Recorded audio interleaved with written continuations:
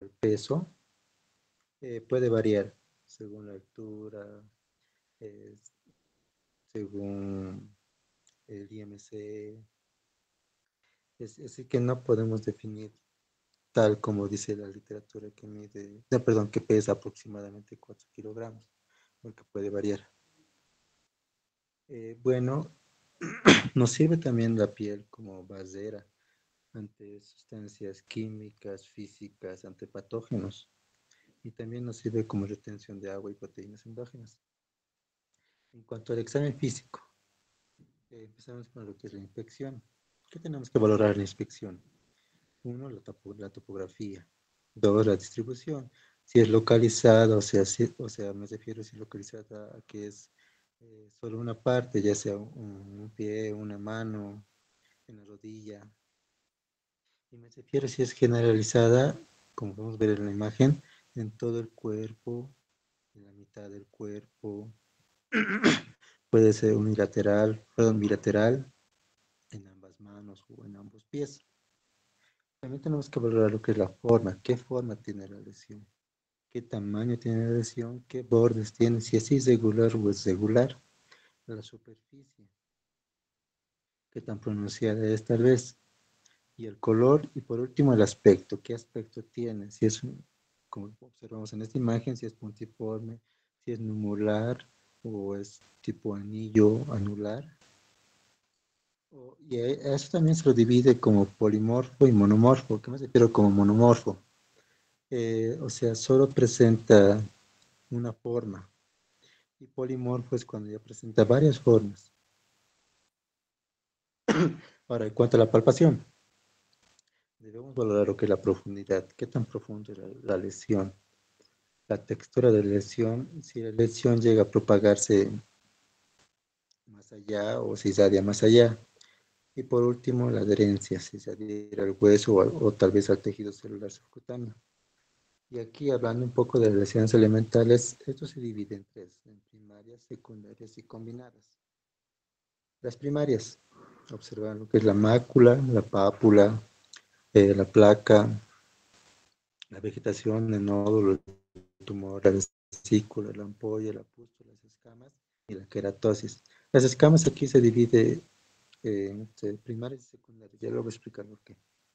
También tenemos lo que es las lesiones secundarias, las escamas, las cosas, las escaras, las grietas, la pérdida de la sustancia, la atrofia, la esclerosis y la cicatriz. En cuanto a las lesiones combinadas, a eso me refiero cuando hay presencia de una lesión primaria y una lesión secundaria. A eso se refiere a lo que son las lesiones primarias. Bueno, hablando más a detalle de lo que son las lesiones elementales primarias, tenemos lo que es la mácula.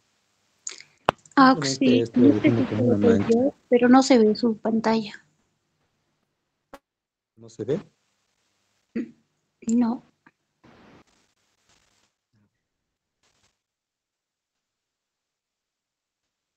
Esperemos un ratito.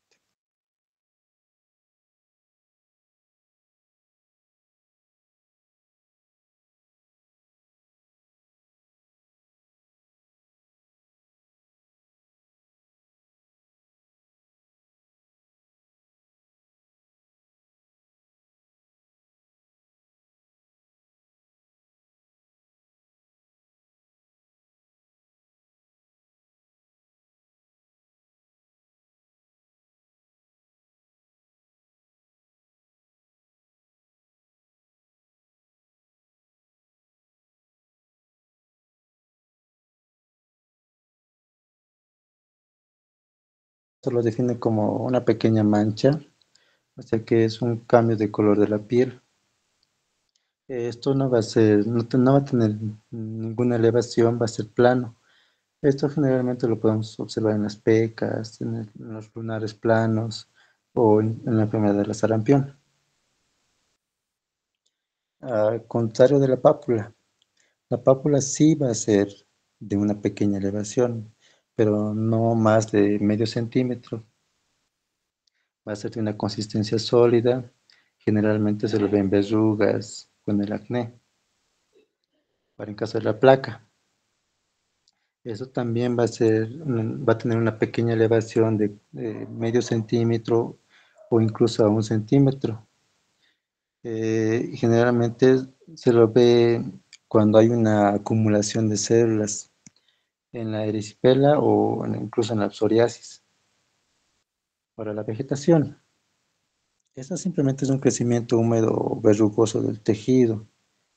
Generalmente se lo llega a ver en las verrugas vulgares o en los condilomas acuminados. Ahora el nódulo. Eso de igual manera va a ser de una consistencia sólida y puede llegar a medir de medio centímetro o mayor a 1 centímetro, eso dependiendo. Eh, Generalmente se lo ve en causas inflamatorias y también se lo puede ver en lo que es en el eritema nudoso. Ahora, en el caso del tumor, esto en este caso no podemos definir qué tamaño va a ser porque puede ser un tamaño variable pequeño que puede ir creciendo. Eh, Esto a comparación de los demás va a ser una lesión superficial. Generalmente se lo llega a ver un epitelioma o un quiste epidérmico. A la vesícula. Esto va a tener una pequeña elevación, pero no más de 5 milímetros. Puede ser más pequeño. Generalmente su contenido es seroso, puede ser también de un contenido hemorrágico o de pus. Generalmente se lo llega a ver en causas como las quemaduras, en el eczema, en el herpes zóster, perdón, la vesícula, la ampolla. La ampolla, esto ya es un poco más grande a comparación de la vesícula, va a ser más de 5 milímetros. Generalmente está compuesto de líquido en su interior. Eso igualmente se lo puede llegar a ver en quemaduras o en el impétigo. Ahora, lo que es la pústula, simplemente es lo mismo que habíamos mencionado antes, lo que es la vesícula, pero en esta ocasión va a estar compuesto de pus. Eso se lo denomina pústula. Esto puede ser causado por lo que es por infecciones bacterianas o incluso el acné. Tenemos como por ejemplo lo que es la psoriasis. Ahora las escamas. Aquí, como había mencionado, hay escamas primarias y escamas secundarias. La escama primaria. Esto ya son como laminillas de células muertas que se van a ir desprendiendo de la piel. Eso puede ser causado por una ictiosis. Ahora, lo que es la queratosis. Esto simplemente es el engrosamiento de la piel, de la capa externa de la piel. Esto puede ser causado por un daño ya sea solar, las callosidades que vemos en el pie. Luego, en las lesiones elementales secundarias, nuevamente tenemos lo que es la escama. Esto se presenta cuando hay una lesión primaria de cualquier tipo y empieza a haber las escamas, empiezan a aparecer las escamas encima de la lesión. A eso se lo denomina escamas secundarias. Es secundario otra lesión, por eso se lo dice escamas secundarias. Generalmente lo podemos ver en lo que es en el eczema crónico. Ahora, las costras. Esto nos dice que tiene una capa más dura y va a estar compuesto de sangre o puede ser compuesto de pus. Esto lo podemos llegar a ver traumatismos o podemos llegar a ver en infecciones. Y también tenemos lo que son las escaras. Esto ya es un tejido que va a ser necrosado sobre una piel sana. Esto ya puede ser por lesiones vasculares. Luego tenemos lo que son las grietas o las fisuras. Estos van a ser pequeños cortes o hendiduras que van a estar en la piel, obviamente. Generalmente esto se lo ve cuando hay una sequedad extrema, como por ejemplo observamos lo que se en el síndrome de Sjögren. Va a haber una sequedad en la piel y va a presentar unas grietas o fisuras. También tenemos lo que es la pérdida de la sustancia. La pérdida de sustancia simplemente es una destrucción de la capa de la piel o de los tejidos. Puede ser causado por heridas, como por ejemplo lo que es el rascado. Cuando nos rascamos, hacemos que hay una pérdida de la sustancia, pero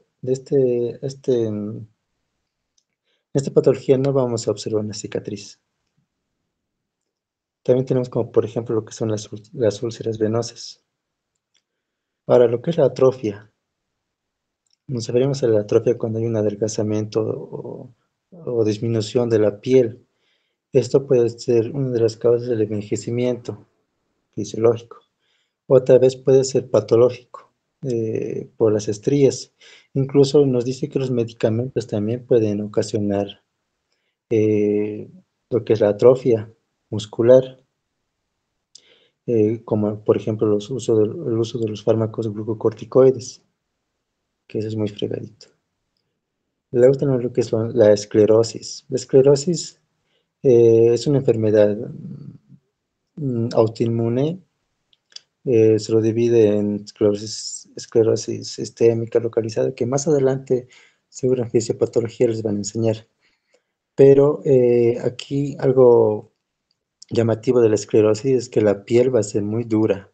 Al momento de querer hacer el pliegue, o sea, querer presionar con el dedo índice y el dedo pulgar, no se va a poder lograr porque la piel va a ser muy dura. Va a haber un endurecimiento de la piel y generalmente se lo puede llegar a ver una esclerosis sistémica o una esclerodermia. Luego tenemos lo que es la liquenificación. Esto simplemente es la hiperpigmentación que generalmente la mayoría de las personas puede llegar a tener en el codo, en la rodilla o tal vez en el pie incluso. Esto es normal, la mayoría de los pacientes pueden llegar a tenerlo. Esto lo podemos ver en lo que es en el eczema crónico, por ejemplo. Y por último, la cicatriz.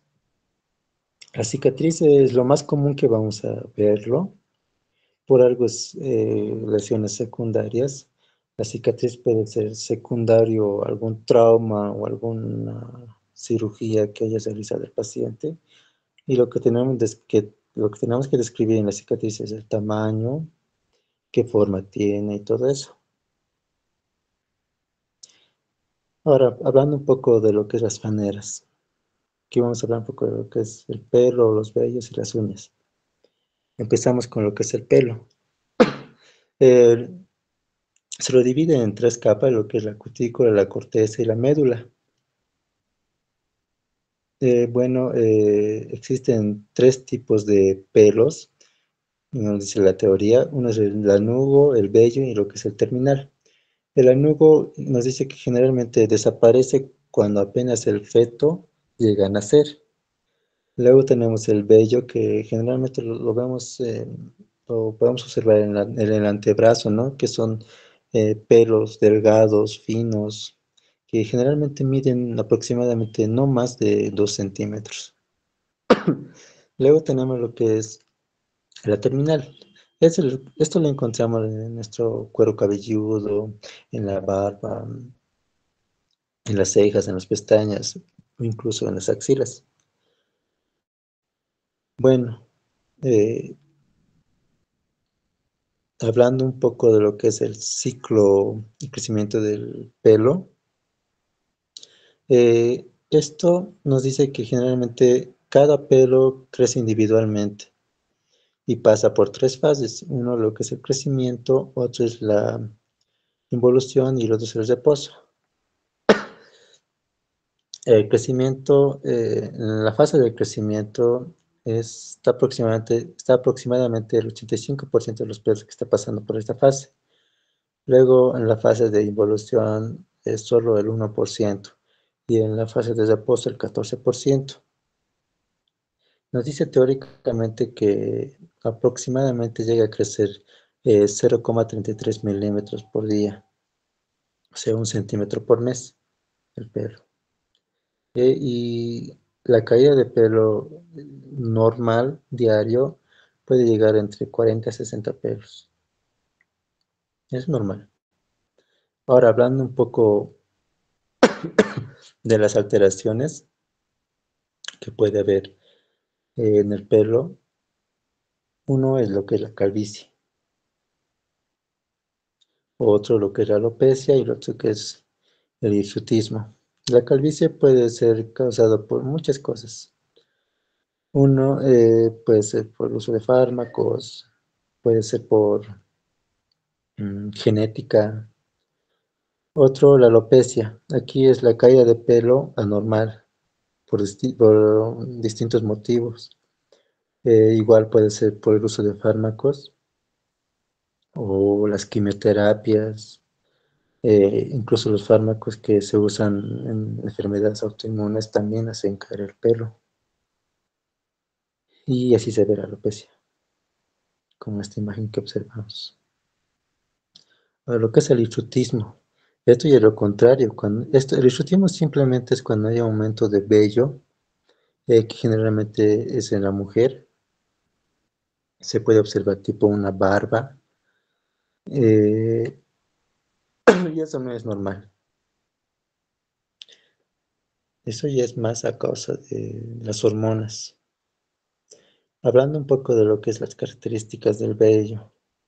El vello lo podemos encontrar en muchas partes del cuerpo y el crecimiento varía. Lo que nos importa aquí es el vello pubiano en el hombre, va a ser generalmente romboide. En la mujer generalmente es triangular, un triángulo invertido. Ahora, las características de las uñas. Bueno, nos dice que está compuesto anatómicamente por lo que es la lámina unguial, tenemos lo que es el pliegue, el lecho unguial, tenemos lo que es la cutícula, que por debajo encontramos las raíces, pero entre las alteraciones que vamos a encontrar, uno va a ser la anoniquia, es cuando no va a haber la presencia de una uña. Esto generalmente es congénito, puede ser por traumas. Ahora, lo que es la onicotrofia, esto es por el desarrollo defectuoso de la uña. Esto va a ser una uña más fina y pequeña.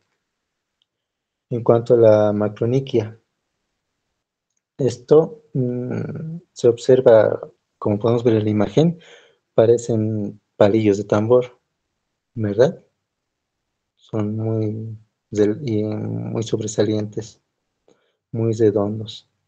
Esto nos dice, más adelante vamos a ver en tórax, que puede ser a causa de una enfermedad pulmonar o cardíaca.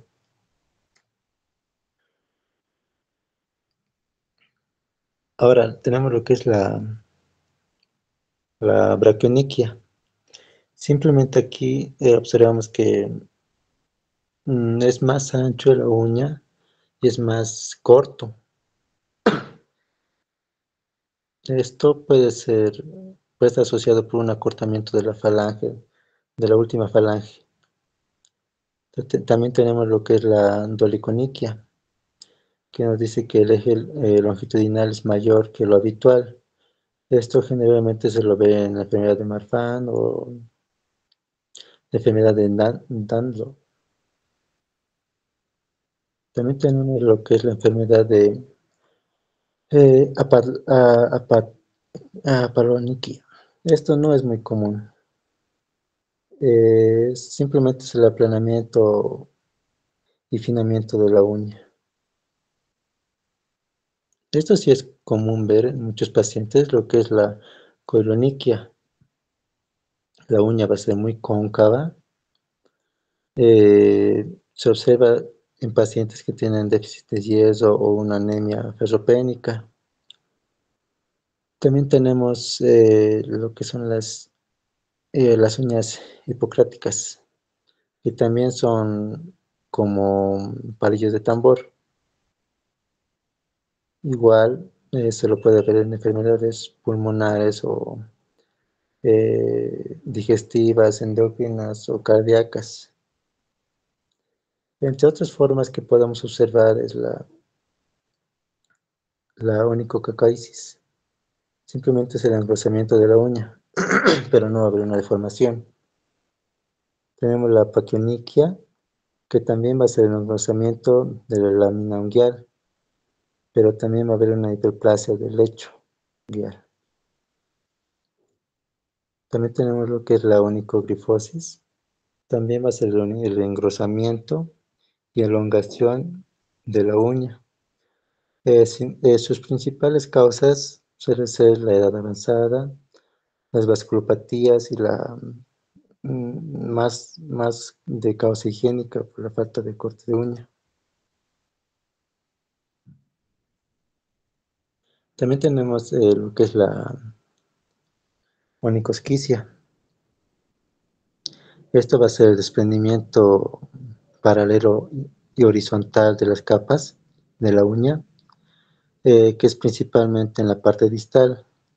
Esto va a ser causado por factores exógenos, por enfermedades dermatológicas o no dermatológicas, como lo que es el líquen plano, la policitemia.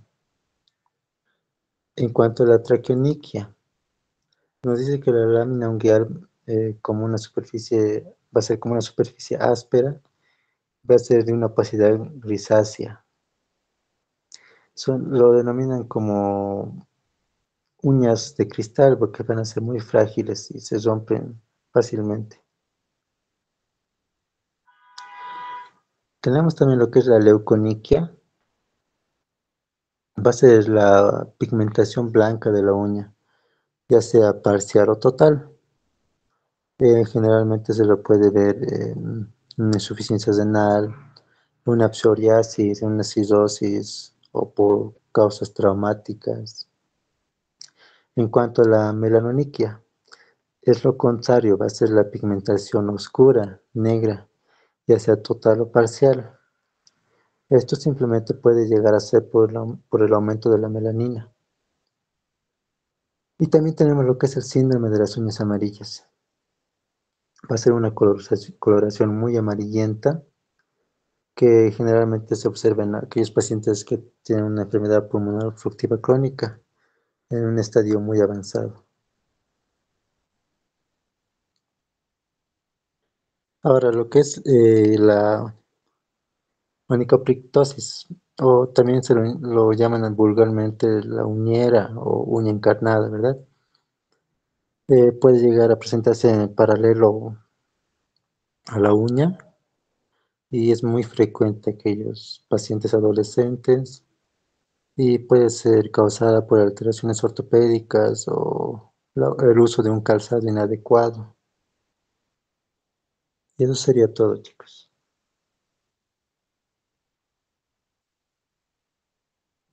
Gracias. ¿Alguna consulta tal vez?